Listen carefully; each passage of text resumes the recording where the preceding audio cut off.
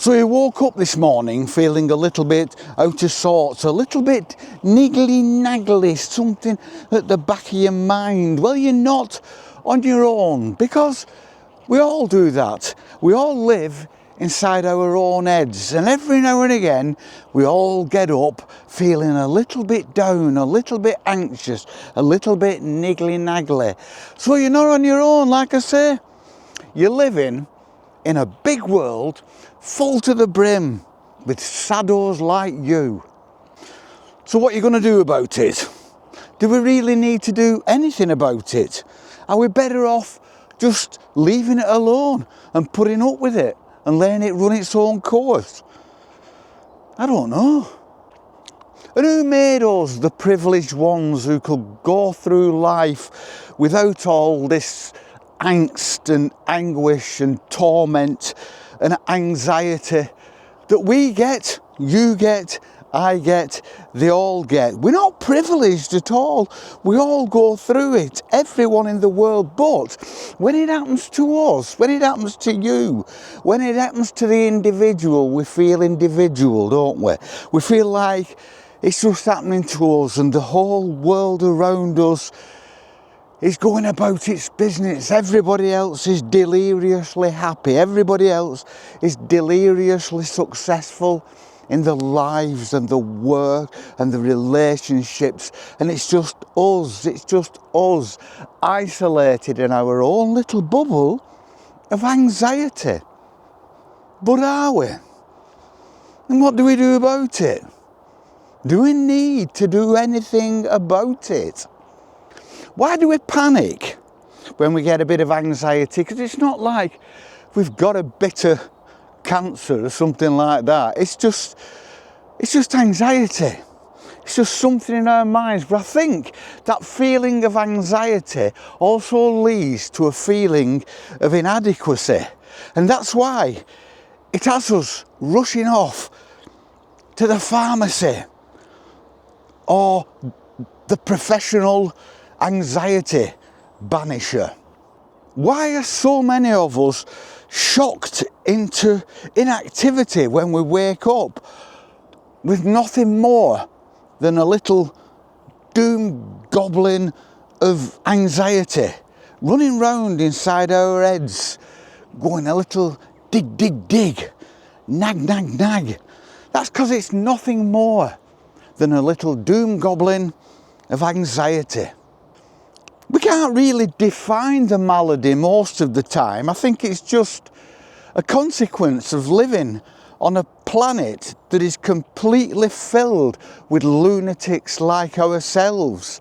But still, we rush out looking for some kind of chemical, pharmaceutical remedy, or for someone to lie us down on a plush full grain leather couch costing upwards of £4,000. Other currencies are available, and talk us into relieving ourselves of our cash in the hope that these people can banish something that, like a headache or a cold, may actually work its own course, may just work itself out of our systems, like it does quite often when we get a headache or a cold, and then we take a tablet for it, and then we think, yeah, I feel better now, but would I have felt better anyway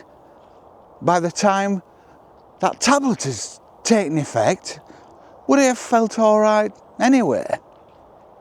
And we go for chemicals and pharmaceuticals when these kind of things, I suppose, they go about all people in the past, people in the distant past, used chemicals for their ailments, because most of the chemicals we use come from plants anyway.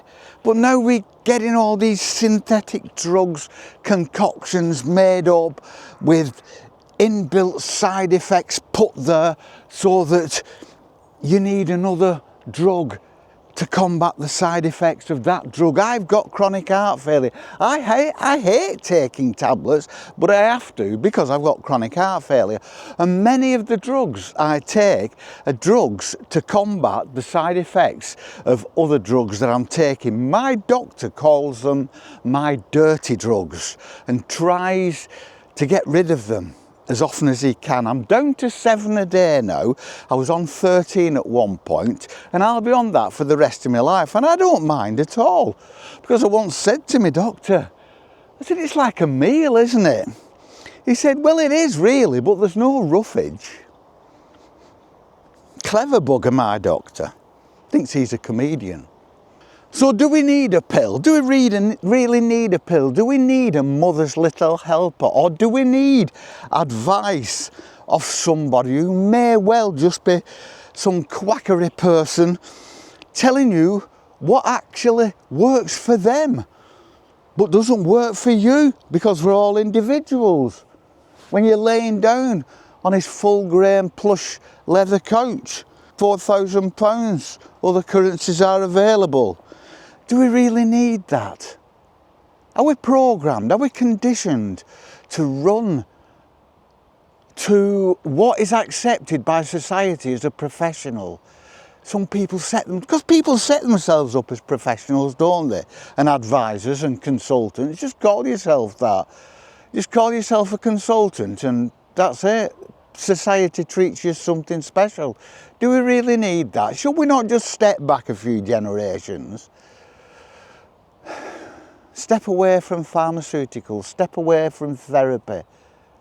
Do our own therapy. We are individuals, we're all intelligent people who can work most things out for ourselves.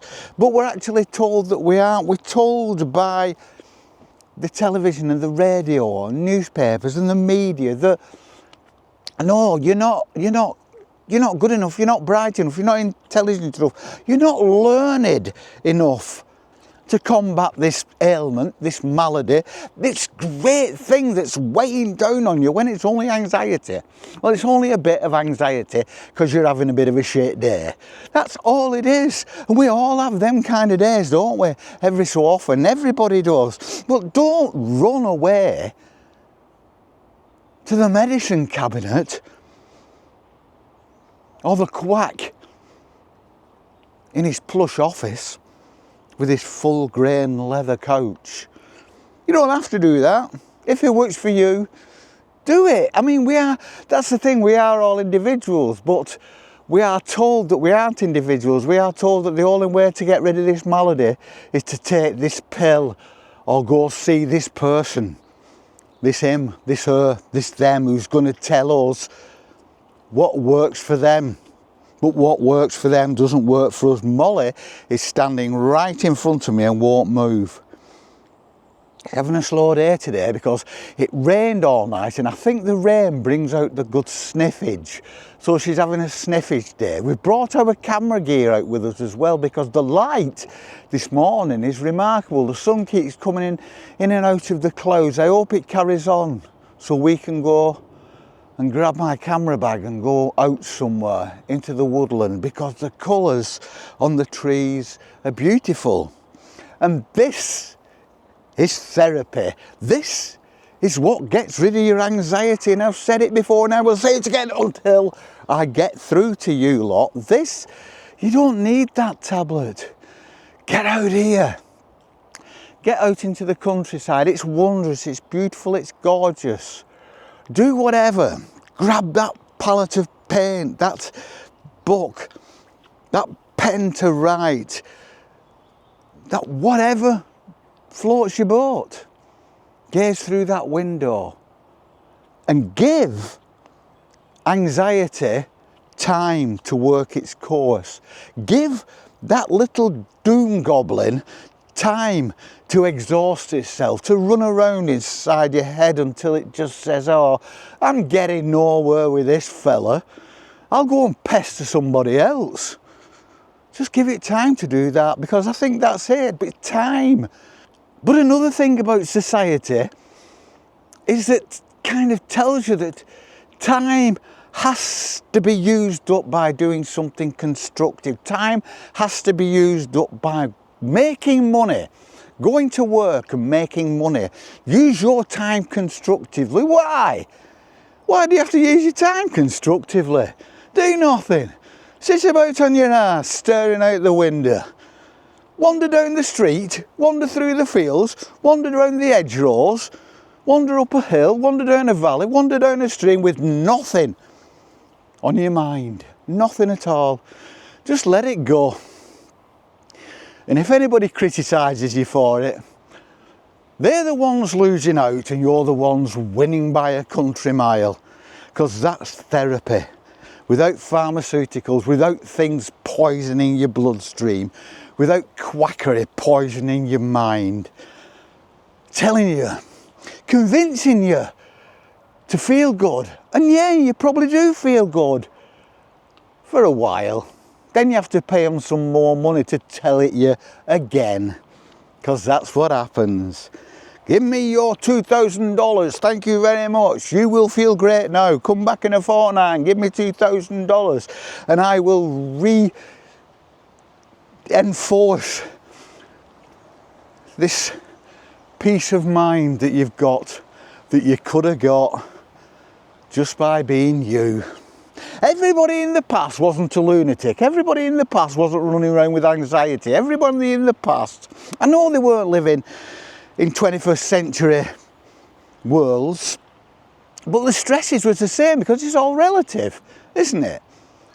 In years to come, in decades to come, in centuries to come, when the pressures will probably be more because technology will be more complicated, pace of life will probably be a lot faster, demands will be more, but stress will be the same because we respond to the stress levels around us, don't we? Your people in the past responded to the stress levels around us and they didn't take to pharmaceuticals because it wasn't there. They just worked it out. They just worked through it. They actually looked, or I do anyway, and I think people of my generation, I'm an old fart, but I actually look for things to do, things to solve this. I do that before I actually go running to the medicine cabinet. The medicine cabinet is a last resort, and so it should be. So it should be for every ailment. But I kind of exhaust every avenue before I start running to the medicine cabinet. And usually I find a cure because I come out here and there's this blue sky over there and it's full of clouds and I think it's going, oh no, there's blue sky there, so we may be lucky. We may get some landscaping with some dramatic clouds, because there's some dramatic clouds over there, the rain clouds, it's going to pour it down, it's going to be fabulous, and this muted light brings out the colour, the beautiful browns, and look at that behind me. Just look at that.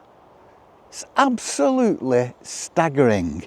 And this is my pharmaceutical. This is what drives away anxiety. This is what gives that little doom goblin a kick up the arse and throws him out the door and says, go and pester somebody else, you little doom goblin. If you do feel like putting something toxic inside your body, I recommend wine, beer, gin and tonic or Pringles. Probably just as toxic, but a lot more fun.